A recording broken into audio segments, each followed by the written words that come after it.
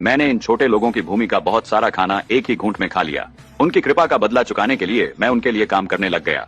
2 minute में ही मैंने एक बड़ी जमीन साफ कर दी। मैंने आसानी से कई मछलियां पकड़ी और नन्हे बच्चों को दे दी। वे बहुत खुश होकर रोकने लगे, पर मेरा मन लापता पत्नी पर स्थिर था। मैं जहाज पर भरोसा करके राजा के पास गया। राजा तुरंत तैयार हुआ, लेकिन कहा कि पत्नी खोजने से पहले दुश्मन देश को हराना होगा।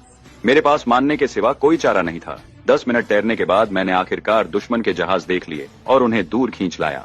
जब मैं तट पर लौटा तो राजा ने तुरंत सैनिकों को हमला करने का आदेश दिया, पर वे जितनी ताकत लगाए मुझे चोट नहीं पहुंचा सके।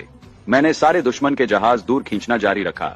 छोटे देश लौटकर राजा ने मुझे एक पदक दिया जो यहाँ आने की अनुमति दर्शाता था, लेकिन मैंने जहाज मांगा। राजा का मन पलट गया और मेरी मांग ठुकरा दी।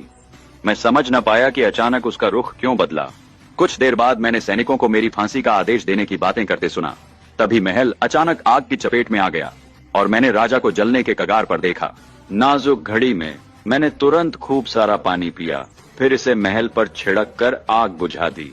लेकिन राजा और भी क्रोधित, उसने तुरंत सैनिकों को मेरी फांसी का आदेश दे दिया। मैं असहाय पर मिली मदद का आभारी संघर्ष नहीं किया। उसके बजाय मैं एक जहाज पर चढ़ा, नन्हे लोगों के देश को छोड़ गया और अपनी पत्नी की तलाश जारी रखी। मैं एक अजीब द्वीप पर पहुंचा। हैरानी हुई कि यहाँ मेरे कद के वयस्क लोग थे।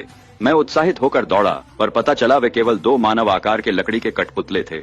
अचानक एक विशाल छाया मुझ पर छा गई। मैं मुड़ा हैरान रह गया जब मेरी ऊंचाई से 3 गुना विशाल प्राणी मुझे निहार रहा था। विशालों के देश में मैं सूक्ष्म मानव बन चुका था। वह विशालकाय किसान मुझे दुर्लभ खजाना समझकर संभाल कर पिंजरे में बंद करके हर जगह घुमाता और सर्कस जानवर की तरह प्रदर्शन करवाया।